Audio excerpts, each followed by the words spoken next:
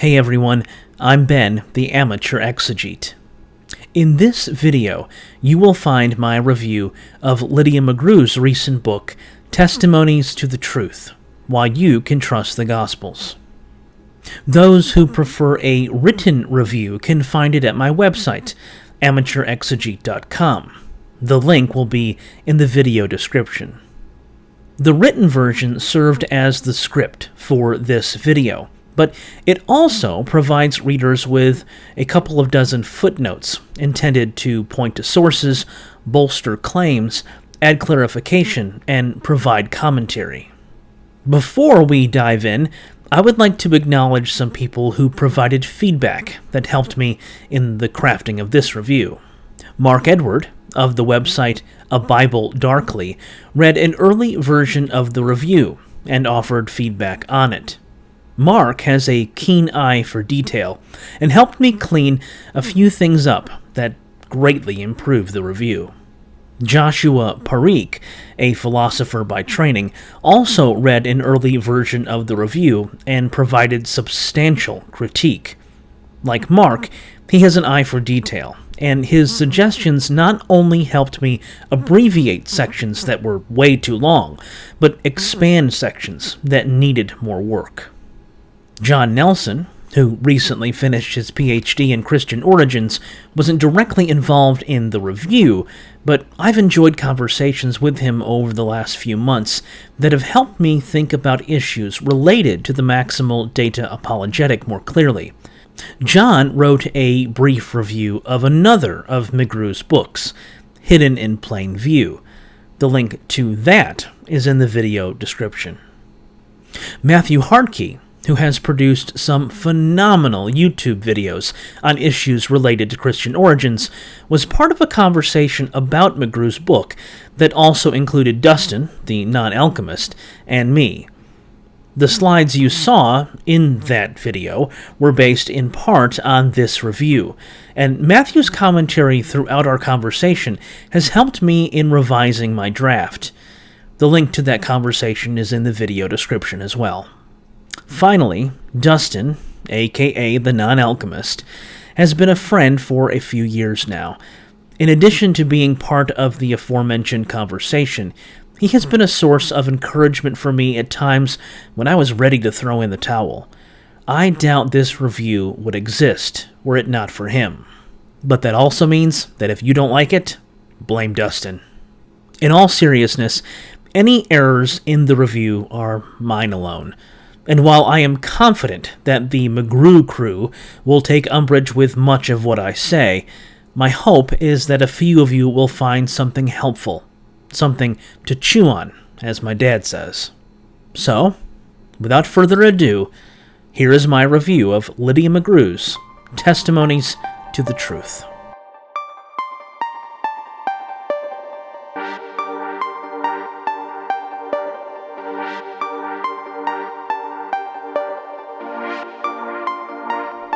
If you have spent a moment's time engaging with evangelical Christian apologists or their arguments, then you are no doubt aware that when it comes to the defense of Jesus' resurrection, there exist two schools of thought. On the reality of Jesus' resurrection, these two schools agree. On the inspiration of the Bible, especially the documents that comprise the New Testament, they agree. On the nature of the Gospels as documents rooted in eyewitness testimony, they agree. Where they fundamentally disagree isn't the data as they perceive it to be. The disagreement is over methodology. What is the best way to defend the historicity of Jesus' resurrection in an age of ever-increasing skepticism about the supernatural generally and the claims of Christianity particularly?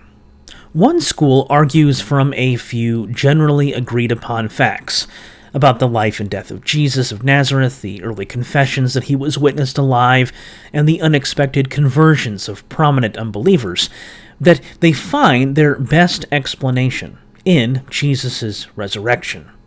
This so-called minimal facts approach, spearheaded by philosopher Gary Habermas, traffics in an apologetic of less is more.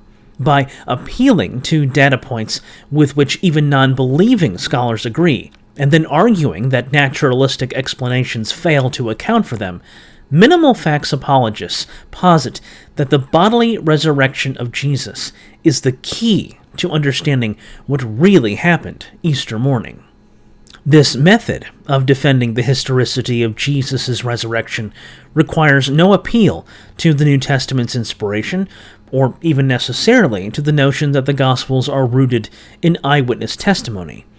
Rather, it depends solely on data that are so strongly attested historically that they are granted by nearly every scholar who studies the subject, even the skeptical ones.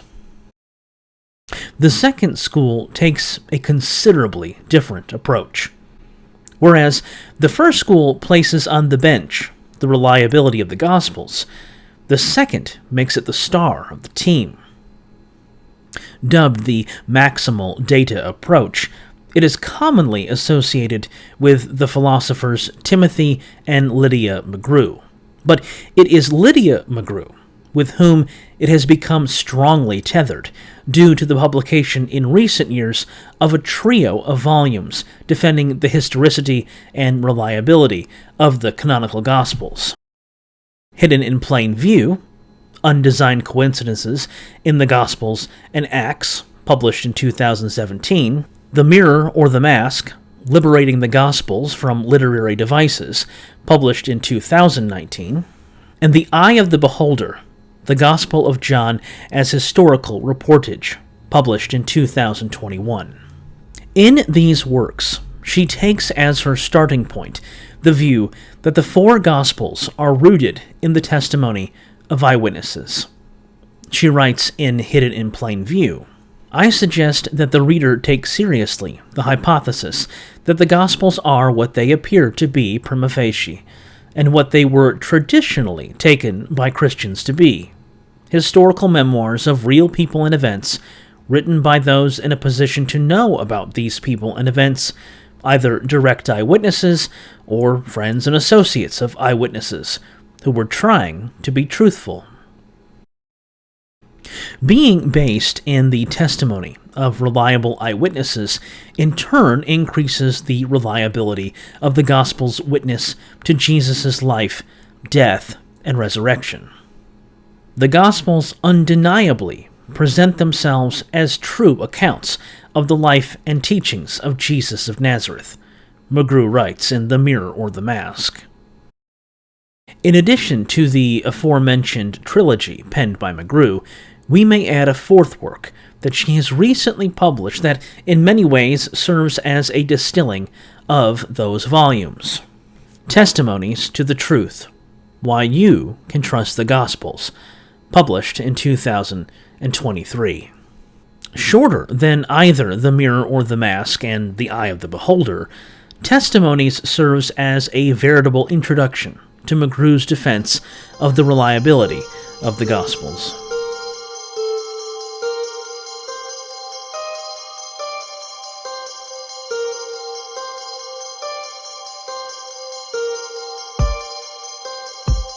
In the preface, McGrew lays out the goals of Testimonies, writing that she seeks to not only provide evidence for the historical reliability of the Gospels, but also a case for Christianity that is palatable to believers and unbelievers alike. The question of the trustworthiness of the evangelists lies at the heart of Christianity, because Jesus himself is at the heart of Christianity. To assess their reliability, Chapter 1 zeroes in on location data mined from the Gospels. Because specific locations are hard on hoaxers, the presence of detailed geographic and topographic information is best explained by reportage from people close up to the facts who knew what they were talking about. Chapter 2 follows a similar trajectory, contending that customs and culture are also difficult for fabricators. For McGrew, that they were able to get so much right about the period is evidence that the Gospel writers really knew what they were talking about. With Chapter 3, the discussion turns to undesigned coincidences, the subject of our author's 2019 volume, Hidden in Plain View.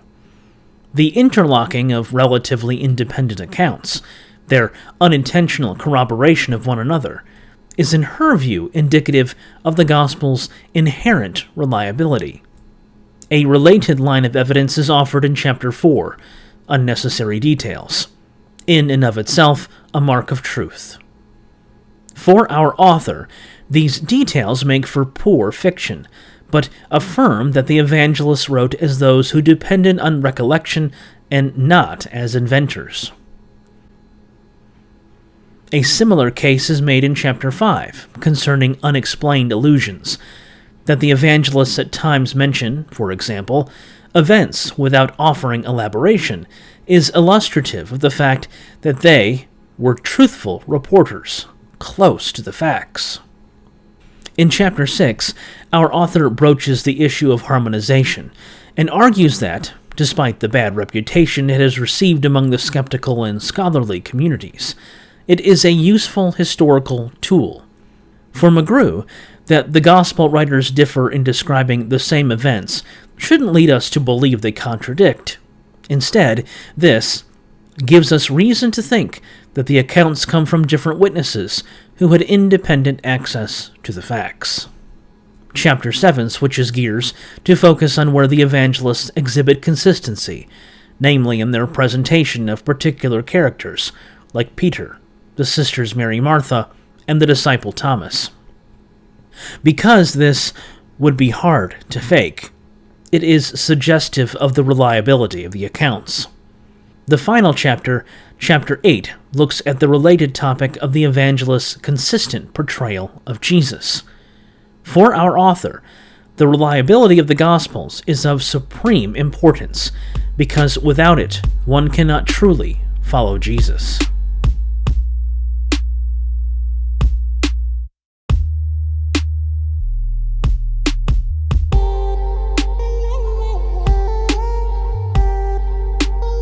Before I register just some of my many disagreements with the apologetic proffered by Testimonies, let me first comment on what I find commendable about it. First, McGrew is an excellent writer. Her prose is unburdened, and her style is lucid. Consequently, the arguments that she makes are relatively simple to follow, making Testimonies a useful contribution to the discussion on the reliability of the Gospels, at least in this regard.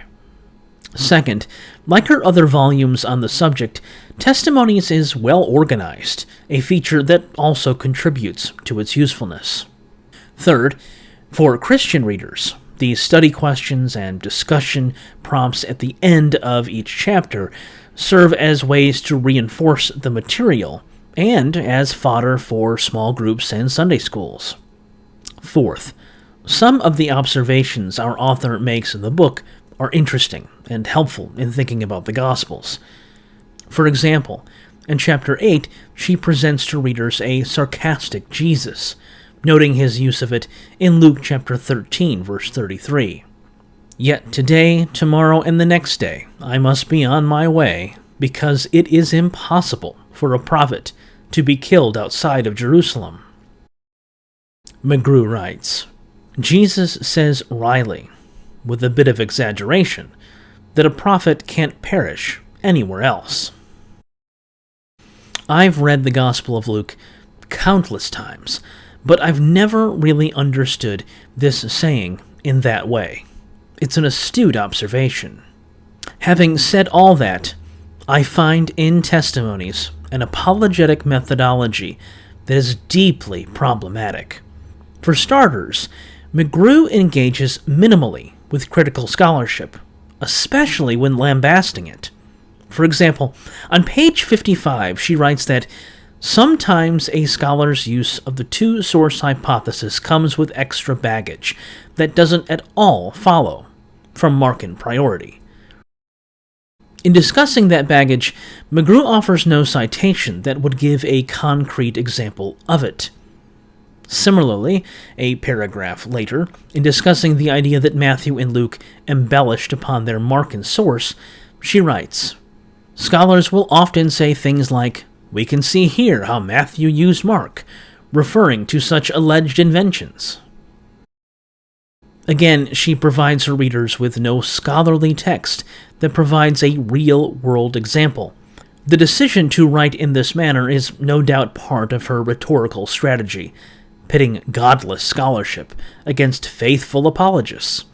This is unfortunate, if for no other reason than it gives off the impression that McGrew's knowledge of critical scholarship is robust, masking an unwillingness to engage with it fully and out in the open, where her audience can see. Indeed, this seems symptomatic of our author's work generally, as even The Mirror or the Mask and The Eye of the Beholder fail to engage with scholarship on a deep level. Another problem I find in Testimonies are the many unsubstantiated and at times bewildering assertions that are made. For example, after quoting John chapter 5 verses 39 through 43, our author writes, "It is quite plausible that these verses are a real prophecy of the military messianic claims of Simon Bar Kokhba, who led a revolt against the Romans in about AD 132. McGrew unfortunately fails to provide readers with either further exposition in any of the following sentences or a citation that might point to a relevant commentary or to an explanation in her own words. It amounts to little more than a few throwaway lines in what was an otherwise fairly agreeable section of the book. But the main problem I have with Testimonies is one that renders inert the Maximal data apologetic. At its core, the Maximal data approach seeks to complete a puzzle called gospel reliability. To do so, Maximalists pick out pieces from 4 existing puzzles, the canonical Gospels, and attempt to put together a new one. The difficulty is that the 4 puzzles from which they extract these pieces are complete in and of themselves. That is, the evangelists have crafted their own puzzles, their narratives, that result in images that are coherent on their own. In certain places, the images overlap. For example, the double and triple traditions, and one can rightly infer that one dissectologist has puzzled together their version using material from a predecessor. But this activity necessarily involves making some subtle and some not-so-subtle alterations to the pieces to make them fit into the new iteration. Maximalists like McGrew tend to deny or downplay the ways in which the evangelists altered their sources when they puzzle together their respective versions. As a result, they fail to appreciate the ways in which those alterations affect the resulting narratives. Additionally, in crafting their own puzzle, gospel reliability, Maximalists are forced to do the very thing they deny to the evangelists, the extraction of pieces from previous puzzles to create a new one, a task that requires the alteration of pieces. This methodological hypocrisy does not simply weaken the Maximalist case, it effectively destroys it, by implicitly arguing that in order to take seriously the version of events proffered by apologists like McGrew, one cannot then take seriously the individual work of the evangelists. To put it another way, to find reliable the gospel according to McGrew, one must find unreliable the canonical gospels themselves.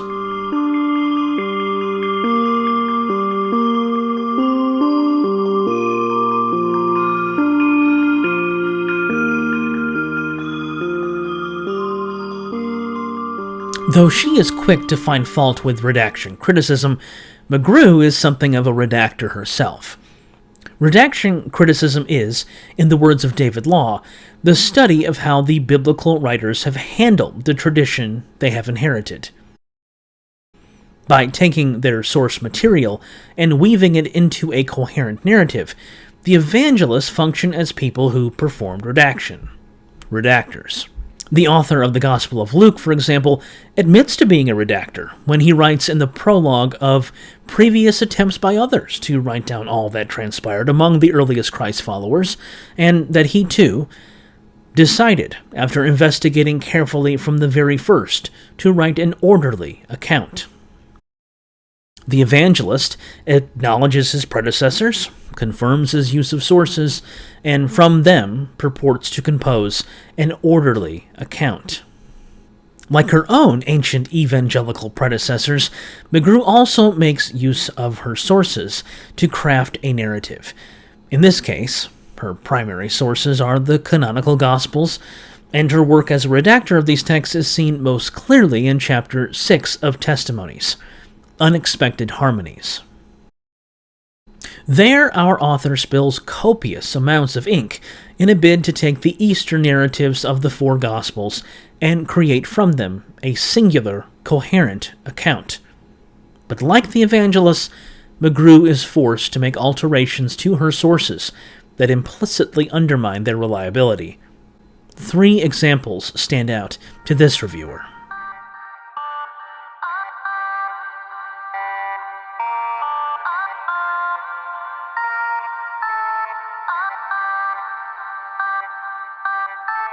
Of the many contradictions found among the Easter narratives of the Gospels, one of the most egregious is to be found by comparing the Matthean story of the visit to Jesus' tomb with that of the Johannine.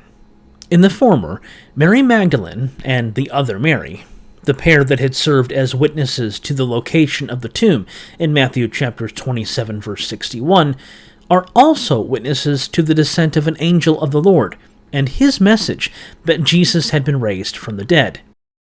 Following the angel's command to tell the disciples the good news, the women run fearfully and joyfully, but are stopped on the way by none other than Jesus himself, who reiterates the angelic decree. The Johannine account features an entirely different story. There, Mary Magdalene approaches the tomb and finds that the stone has been rolled away. This prompts her to tell the disciples what she has seen. Strikingly, there is no heavenly messenger who offers instruction, and while she does meet Jesus, this reunion occurs only after she has already reported to the disciples the news about the stone. What does McGrew make of this incongruity? To her credit, our author acknowledges some measure of difficulty here. She writes, "If we only had Matthew to go on, we would assume that this group included Mary Magdalene all the way through the passage. If one makes that assumption, then one will assume that she met Jesus on the road. But that assumption would create a problem. John chapter 20, verses 1 through 18, gives us a detailed account of Mary Magdalene's movements that shows that she didn't meet Jesus on the road and that she was almost certainly alone when she first saw him. With the language of assume and assumption, McGrew is attempting to cast doubt on the viability of a contextualized reading of the Matthean account. This is because her solution to the contradiction is to assert that Mary Magdalene left the group of women with whom she had gone to the tomb in order to report to the disciples, as in the fourth Gospel, that the stone had been rolled away. How does she reach such a conclusion? The first thing McGrew does is to invite readers to reconstruct the movements of the women on Easter morning using a little historical imagination, which she describes as a reasonable tool to apply. As reasonable a tool it may be, historical imagination should nevertheless not be a substitute for our extant sources, unless those sources lack verisimilitude. Moreover, any reconstruction of events using a combination of imagination and sources should err on the side of being faithful to the latter, while depending minimally on the former. As James McGrath explains, nothing exposes the implausibility of a historical reconstruction more quickly than the attempt to turn that reconstruction into a narrative. If we cannot find plausible motives for characters, or construct dialogue that doesn't sound stilted, or fill in the gaps around the pieces of historical data in ways that make sense, this tells us something crucial about either the historicity or otherwise of the event recorded in our sources, or our own reconstruction of what happened, and sometimes both. As we will shortly see, McGrew's method for filling in the gaps between the Matthean and Johannine narratives concerning the whereabouts of Mary Magdalene indeed tells us something about her reconstruction, namely, that it undermines the project Testimonies set out to complete. After discussing the variety of women that appear among the evangelists, as well as stressing that real life resembles a movie, not a set of still shots, and that Mary Magdalene and the other women weren't chained together on Easter Sunday, our author provides readers with a way to reconcile the accounts in Matthew and John.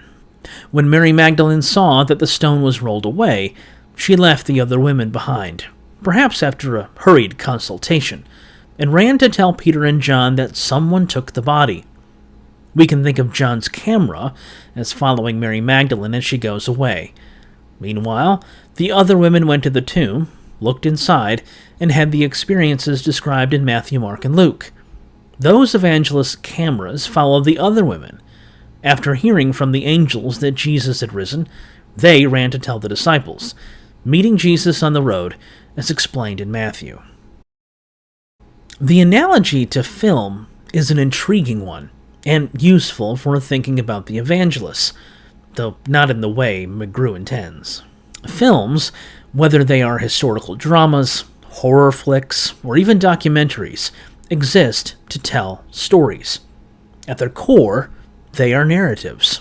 Films about Jesus are especially interesting because of the abundant source material from which they can draw.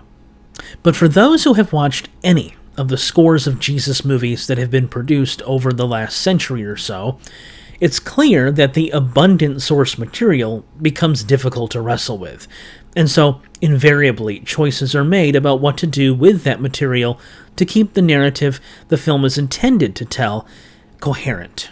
As Mark Goodacre explains, Jesus films variously harmonize, epitomize, expand, omit, change, and manipulate their sources, the Gospels, in what one might call a creative interaction with them. The choices that writers and directors make influence the end product, and no one wants to produce a film with no clear trajectory or one with inconsistent storytelling. The evangelists were no different. Even if we grant that their authors were eyewitnesses, they nevertheless picked and chose which stories to tell about Jesus. Additionally, they chose to place those stories into a framework particular to their accounts. That is, of the various modes of communicating their message about Jesus, the evangelists chose narratives. Thus, each gospel, David Howell explains, can be read as a story with its own integrity rather than as a collection of traditional units and pericope. This is because, as vital as the content of the narrative assuredly is, the form is just as important. Narrative is not simply an inconsequential, disposable container of ideational or propositional content, writes Michal Beth Dinkler. The narrative form is crucial to its communication. Were we to treat the Gospel of Matthew as a film, borrowing from McGrew's analogy, then we should assume that the author intended to produce a narrative complete unto itself. In such a case, the story of Mary Magdalene and the other Mary begins at the cross, as the pair are among a group looking on, as Jesus hangs suspended between heaven and earth in Matthew chapter 27, verses 55 and 56. As the camera closes in on these women, the picture fades to black, but opens again to later that evening, as Joseph of Arimathea, in Matthew chapter 27, verses 57 through 61, engages with Pilate to acquire Jesus' corpse, and then buries him in a new tomb. As Joseph rolls the stone across the door and walks away, the camera pans over to show, opposite the tomb, Mary Magdalene and the other Mary sitting down, the implication being that they had witnessed what had just transpired. The camera zooms in on their pensive faces before fading to black again.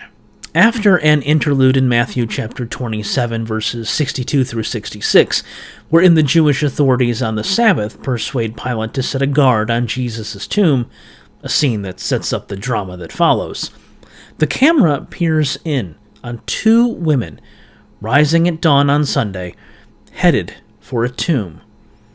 We recognize them immediately.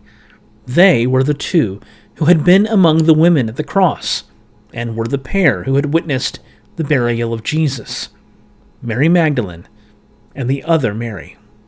Now, with the Sabbath ended, they make the trek to the tomb and encounter the unexpected. The camera shakes, and the women wobble. An earthquake. The camera then jolts upward as an angel descends from the sky, rolls back the stone that had not only covered the door to Jesus' tomb, but had been sealed by the guards, and casually sits upon it. It then reveals the faces of the guards, frozen in fear, and watches as they fall to the ground as living corpses. Has this suddenly become a horror film? The scene then shifts back to the angel, who speaks to, in Matthean terms, the women. His message is one of joy and good news. Do not be afraid, he says. I know that you are looking for Jesus who was crucified. He is not here, for he has been raised, as he said. Come, see the place where he lay. The camera gazes into the tomb. Empty. Then go quickly, the heavenly messenger continues, and tell his disciples, he has been raised from the dead, and indeed he is going ahead of you to Galilee. There you will see him. This is my message for you. The camera is now set on the women, whose faces exude a strange mixture of fear and joy. They hike up their robes and run in the direction of where the disciples are. Just as the camera keeps pace alongside the women, it suddenly stops. They have ceased their sprint. It zooms out to reveal a new character that has appeared on the scene. Jesus himself. The camera zeroes in on his face. Greetings, he says, with a smile, no doubt. We are then given a glimpse of the women, who fall down at Jesus' feet and bathe them with homage. As they do so, Jesus speaks, and the camera reveals that the women look up at him. Do not be afraid, he says. Go and tell my brothers to go to Galilee. There they will see me. The women take off yet again, while the camera fades out and back in as the next scene begins. What do we find when we take McGrew's analogy for a spin? What does it tell us about the motion picture called The Gospel According to Matthew? In short, we find a film as consistent as it is coherent. The author of Matthew shows considerable skill and artistry in the narrative he has constructed, observes Donald Hagner. This can be seen in a variety of ways. For example, in the beginning of the Matthean Gospel, we encounter an angel of the Lord who tells a beleaguered Joseph to not be afraid and declares that a miracle has happened with his beloved. Though she is a virgin, Mary will bear a son, conceived by God's holy pneuma, named Jesus. Here, at the end of the Gospel, an angel of the Lord appears again, telling the women to not be afraid and declaring that a miracle has happened with their beloved. Though he was dead, Jesus has been raised to life again. Regardless of whether these stories are rooted in eyewitness testimony, Matthew chose to not only include these particular narratives, but also the place where he would tell them in his own framework. More pertinent for our analysis of testimonies are the two Marys of Matthew chapter 28. They were there when Jesus breathed his last upon a Roman cross. They were there when his body was laid in the tomb. They were there when an angel declared Jesus risen and the tomb empty. And they were there as the first witnesses of the risen Jesus himself. Throughout, they function as witnesses. And it is this continuity in the Matthean narrative that is vital for understanding the story as the evangelist tells it. To claim that his references to the women and his use of the pronoun them in verses 5 through 10 do not include Mary Magdalene is to undermine what Matthew is trying to show, namely, that she was among those who were there when Jesus died, and she was also among those who witnessed him alive. By changing the straightforward meaning of the text, McGrew has called into question Matthew's abilities as a coherent and consistent narrator. This, then, is the problem with McGrew's reconstruction via harmonization of Mary Magdalene's movements on Easter morning. Having discovered in the Johannine source a version of events that precludes the version of events in the Matthean, our author decides that the former must be in control of the latter. But why should John enjoy pride of place over Matthew? Unless there is something historically implausible in the Matthean account, shouldn't maximalists like McGrew trust his version of events just as much as they trust John's? Instead, our author seeks to bring Matthew in line with John, turning the women of Matthew chapter 28, verse 5 into the women minus Mary Magdalene. She writes, "It's not clear whether or not Matthew heard about the fact that Mary Magdalene left the group and met Jesus later alone, nor is it clear that he knew that there were 4 or more women present. But he doesn't deny such a meeting between Mary and Jesus. He says that they met Jesus on the road. Once we realize, by reading both Luke and Mark, that there were more than 2 women present to begin with, Matthew's they makes sense even after Mary Magdalene is no longer there." This line of reasoning works only if you believe that the author of the Gospel of Matthew was a less than reliable storyteller. Even if Matthew can somehow be brought in line with John, there is still another hurdle for McGrew's harmonization. In Luke chapter 24, verses 1 through 9, the evangelist reports a scene similar to that of Matthew's and Mark's. A group of yet-to-be-named women go to the tomb, find the stone rolled away, encounter angelic beings, and, per verse 9, returning from the tomb, they told all this to the 11 and to all the rest. Who are these women? To whom does they refer? Here is Luke in verse 10. "Now it was Mary Magdalene, Joanna, Mary the mother of James, and the other women with them who told this to the apostles." Right there, at the head of the list, is Mary Magdalene, and Luke depicts her as part of the group who had all of these experiences on Sunday morning. Is Luke unreliable too? The question is not asked facetiously. The query exists because of the method McGrew has chosen to harmonize these accounts. By treating the Gospels, in the words of John Barton, as databases of sayings and stories rather than coherent narratives, maximalists like McGrew can neither see nor appreciate the narrative artistry of the evangelists. But this has important implications for the maximal data apologetic, for in treating the Gospels as mines from which to extract information, sans the narrative context in which that information is embedded, they register an implicit distrust of the evangelists. In other words, the Gospel writers cannot, on their own, be trusted to tell the story of Jesus.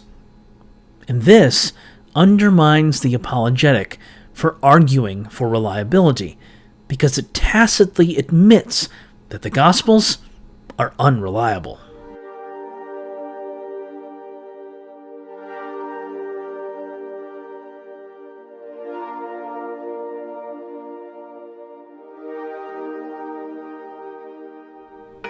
The redactional hand of McGrew can be seen at work in her reconstruction of another scene from the Easter accounts.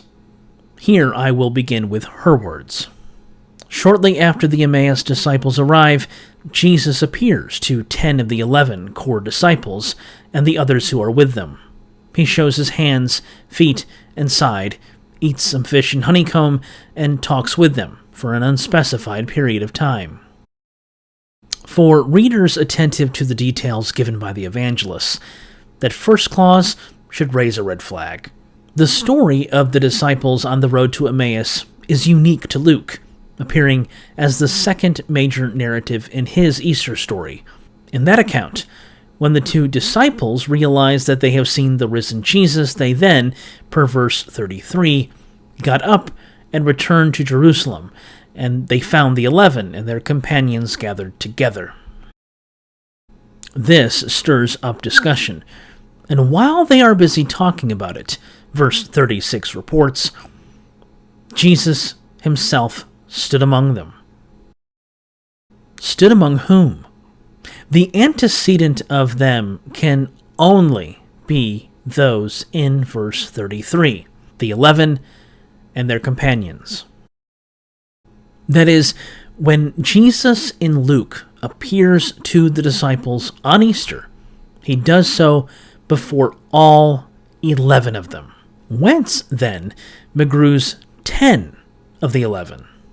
As was the case with the Matthean story about Mary Magdalene considered earlier, so too here McGrew's redaction is influenced by the Johannine Gospel. In John's version of events, Jesus indeed appears to the disciples on Easter, but one of them was missing. But Thomas, who was called the twin, one of the 12, was not with them when Jesus came. John chapter 20, verse 24 reads. The evangelist narrates that when told about the appearance of Jesus to the other disciples, Thomas remained skeptical, but his doubt turned to belief when, a week later, he is witness to a very alive Jesus. Obviously, this version of events runs contrary to what we find in the Gospel of Luke, and so in deference to her Johannine source material, McGrew alters Luke's 11 to 10. But this only raises again the issues created when she used this procedure with the Matthean account. Why should John be given pride of place over Luke? Why does his version of events get to control everybody else's? This methodology of treating the Gospels as data mines erodes any confidence one might place in them. If the only way to create from the Gospels a reliable reconstruction of Easter is to alter them when they disagree, then one must question whether the Gospels are reliable at all in the first place. If the evangelists cannot be trusted to tell their stories, can they be trusted at all? In this way, then, the maximal data approach is self-defeating.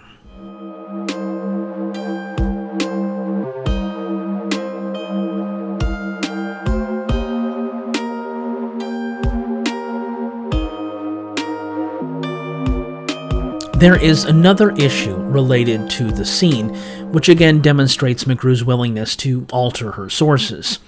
After Jesus, on the day of his resurrection, reveals himself to the 11 in Luke chapter 24, verses 36 through 43, he begins instructing them, opening their minds to understand the Scriptures, which spoke not only of his death and resurrection, but also that repentance and forgiveness of sins is to be proclaimed in his name to all nations, beginning from Jerusalem.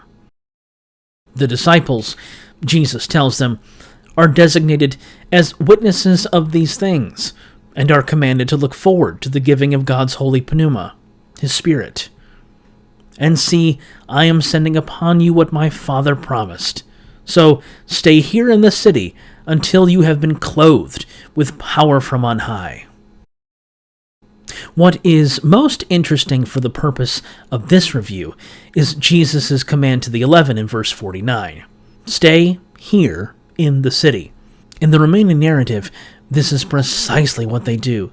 And when the story resumes in the Acts of the Apostles, we are given more details about their time there, including the giving of the Holy Pneuma. But this immediately raises a problem when we compare this version of events with what we find in the other synoptic accounts, especially Matthew's. In Matthew's version, the women are twice told to report to the men that they will meet Jesus in Galilee, once by the angel and once by Jesus himself. "Do not be afraid," the risen Jesus tells the women. "Go and tell my brothers to go to Galilee. There they will see me." Previously in the Matthean Gospel, before his arrest at Gethsemane, Jesus warned the disciples that they would soon desert him, scattering like sheep without a shepherd. But then he made a prophetic promise. "But after I am raised up, I will go ahead of you to Galilee." Now, to the women, Jesus speaks again this message. They are to go to Galilee because it is there that they will see him. And what happens next in the narrative? Following the resolution of Matthew's drama about the guards at the tomb, the final scene of the Gospel is one wherein the 11 disciples go to Galilee where they see Jesus. It is a fitting ending to Matthew's story. In his commentary on the Gospel, the late R.T. France wrote that the fact that the reunion is set in Galilee gives new hope to the reader who has followed Matthew's careful distinction between the northern and southern provinces. Galilee is the place of light. Galilee, the place of Jesus' first preaching, is also to be the place for a new beginning, which will spread out to all the nations. So, in Luke's account, we read the story of how Jesus, on Easter, told the 11 disciples to remain in Jerusalem, the place from which the message of repentance and forgiveness to the nations would emanate, and await the coming of the Holy Pneuma. In Matthew's version, the 11 are ordered by both an angel and Jesus to go to Galilee, where they would see him, and from which the message would go out. This is without a doubt a contradiction. How does McGrew handle it? Simply put, she changes the story. To begin with, our author writes, "It's important not to insist that a document means only what we would have thought the first time we read it, without any input from any other account." But as I've already shown, this tactic effectively undermines the reliability of the evangelists as narrators, a project that in turn undermines McGrew's thesis generally. Why must I interpret Matthew's gospel on the basis of Luke's? Why can't Matthew stand on his own? The harmonization for which our author advocates fundamentally robs the text of their individuality, to quote Mark Goodacre. Next, McGrew appeals to the common apologetic trope that simply because an author doesn't say this or that doesn't mean that it didn't happen. In this instance, simply because Matthew doesn't mention a meeting in Jerusalem doesn't mean that there wasn't one. As weak as such an argument is, it ignores the real issue, the Matthean narrative. It isn't simply that Matthew fails to mention a meeting in Jerusalem. It's that in the logic of the narrative itself, the first meeting is in Galilee. The angel tells the disciples via the women to go to Galilee. Why? Because they are to tell them, "Eke auton obseste." There him you will see. The adverb eke is fronted in the clause to emphasize the location at which the disciples will see Jesus. Similarly, Jesus tells the women, "Do not be afraid. Go and tell my brothers to go to Galilee. Kake me absentai. And there me they will see." Again, the adverbial kake is fronted to emphasize the place at which the disciples will be reunited with Jesus. The text is reinforcing that it is in Galilee, not Jerusalem, not Rome, not anywhere else, that they will see the risen Jesus. But there is something else that McGrew has failed to appreciate. As I noted earlier, the words of the angel and of Jesus in Matthew's Gospel are reiterations of the prophetic promise Jesus had made to the disciples long before his execution.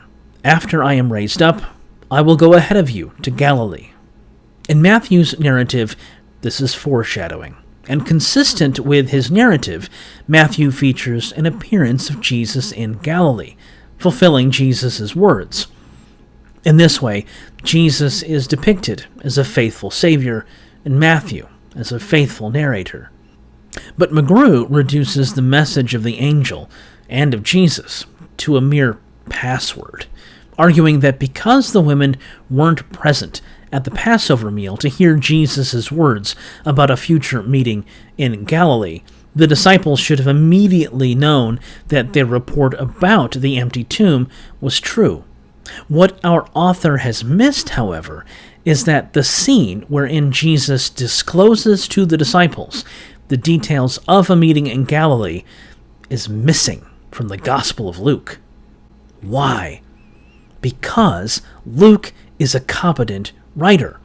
In his version of the story, not only is there no meeting in Galilee, but Jesus explicitly commands the disciples to do the opposite of what the Matthean Jesus told them. They are to remain in Jerusalem. And this they do. Luke is a faithful narrator, but our author, because of her apologetic commitments, cannot abide it. Thus far, McGrew's apologetic has been to either erase the distinctiveness of the evangelists or implicitly deny their reliability. This trend continues, culminating with the way in which her chronological framework handles the Lucan Jesus' command to the disciples to remain in Jerusalem. Did Jesus say that on Easter Sunday? She asks. If he did, then that would create a contradiction with Matthew. They would have had no chance to go to Galilee if they were supposed to stay in Jerusalem the whole time. To solve this problem, then, she essentially inserts in between Luke chapter 24, verse 43, and Luke chapter 24, verse 44, all the intervening events her apologetic requires to maintain what little consistency it has. In other words, when in verse 44, Jesus begins to speak to the disciples and tells them to remain in Jerusalem, he is doing so well over a week after he appeared to them in verses 36 through 43.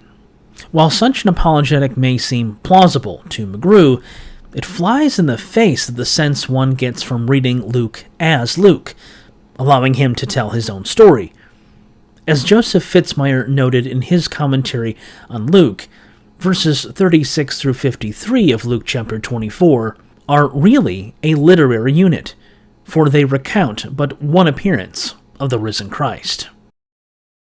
As a unit, one connected to the previous section via the phrase, "while they were talking about this" in verse 36, it is depicted as occurring on Easter Sunday. The only reason McGrew insists otherwise is because of the contradiction that arises when Luke's version is compared to the other Gospels. When comparing the Gospels to eyewitness accounts, McGrew will rightfully point out that witnesses can disagree and still be correct. But what she misses is that witnesses can also disagree and be incorrect. It could very well be the case that one witness got it right while another got it wrong. It could even be the case that none of the witnesses got it right.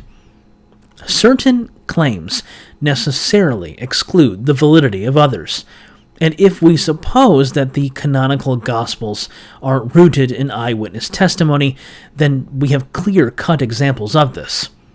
Mary Magdalene's presence at the empty tomb, wherein she sees the angel and hears the message, in Matthew and Luke, versus her only seeing the stone had been removed, as in John. Jesus' appearance to the 11 on Easter, in Luke, versus only 10 of them on Easter, in John. The command given on Easter to the disciples to go to Galilee to meet Jesus, as in Mark and Matthew, versus the command given on Easter to the disciples to stay in Jerusalem, as in Luke. These are mutually exclusive stories, and the only way McGrew can get around them is to change what she finds in the Gospels. In other words, she communicates by the Maximal data apologetic that the Gospels cannot be trusted.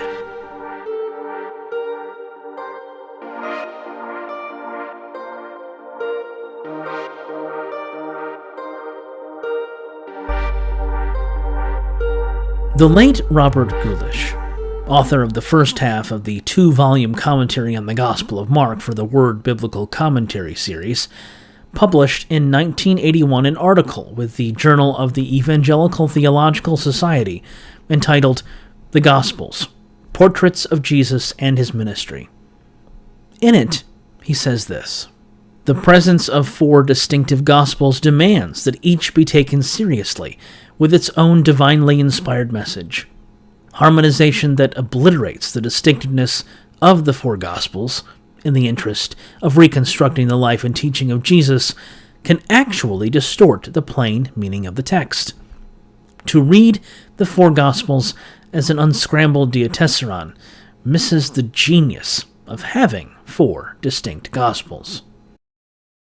While this middle-aged skeptic may not agree with the language of divine inspiration, Gulish's words nevertheless remained salient.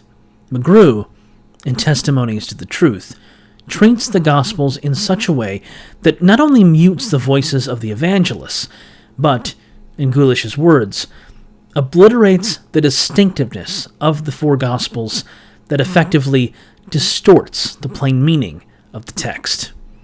This has significant ramifications for the Maximal data apologetic that she represents. First, it reveals a methodological hypocrisy.